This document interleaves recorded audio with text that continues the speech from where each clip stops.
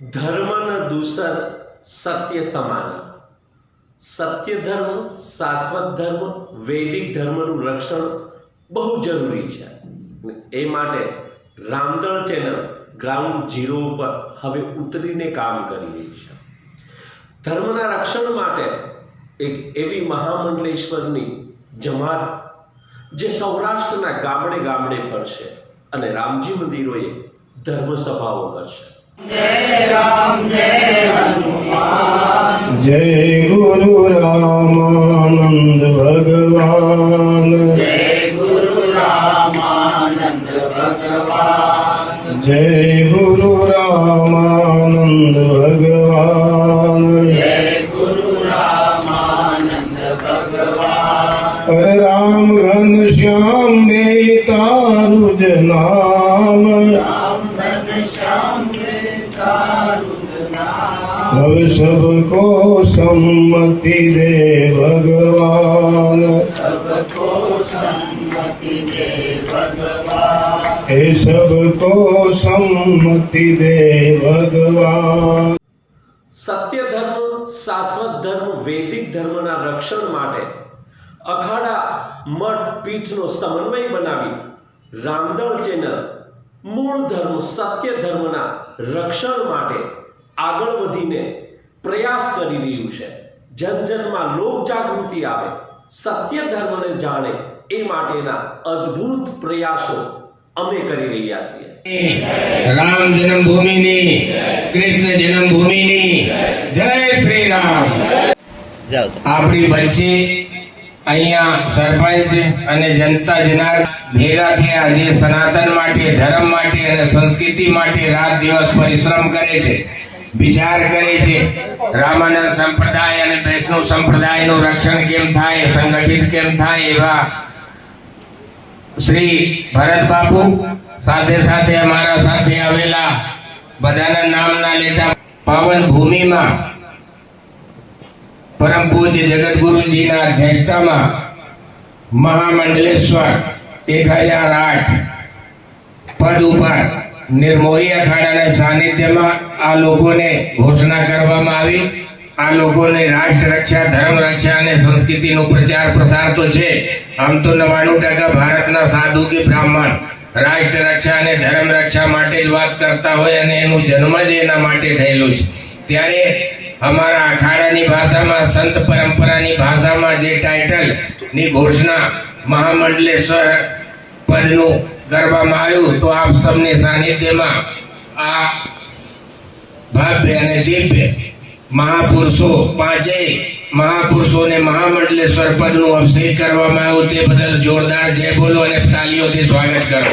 બોલો ભારત માતાની, ગૌ માતાની, રામ જન્મભૂમિની, જગતગુરુ રામાનંદાચાર્ય ભગવાનની જય શ્રી રામ.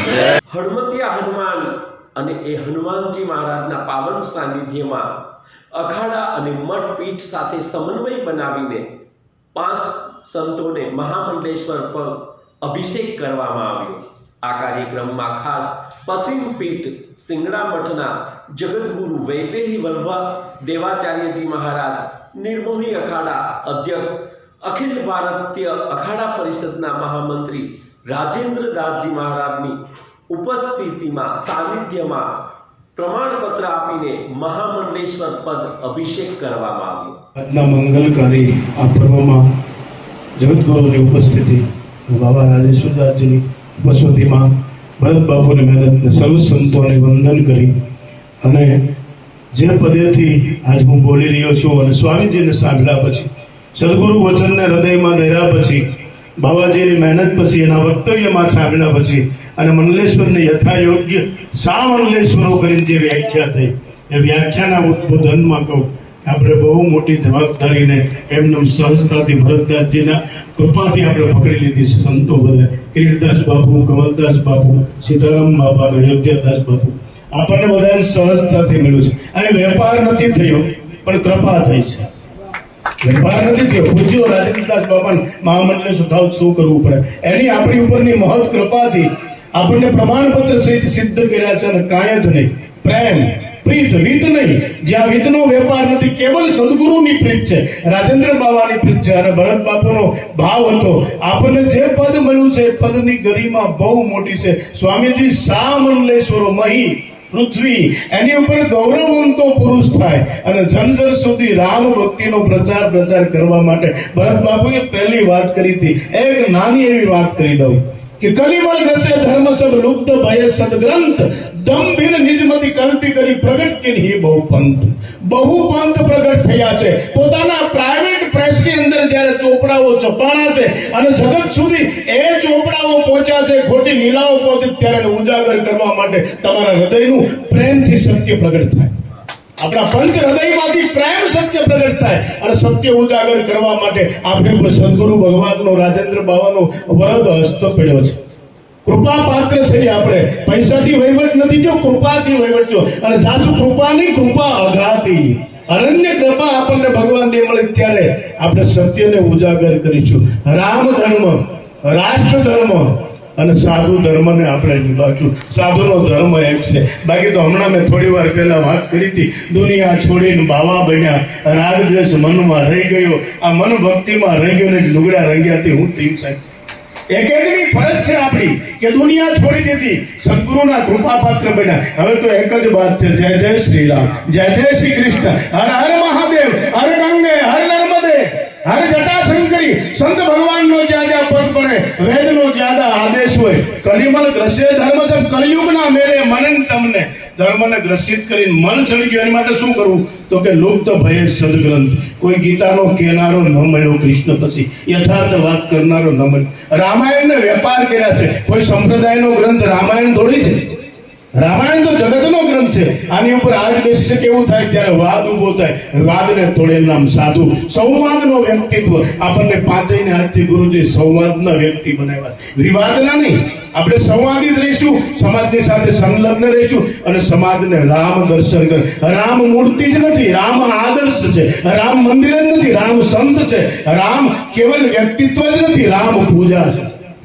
અને ત્યાં સુધી હું તમે પહોંચીએ એવી આપણે બાહેંદ્રી સાથે બાપાને કહેશું, તમારા હૃદયમાં સંતોષ રાખજો. હવે અમે પુનઃ ગીતાને લઈને આવીશું.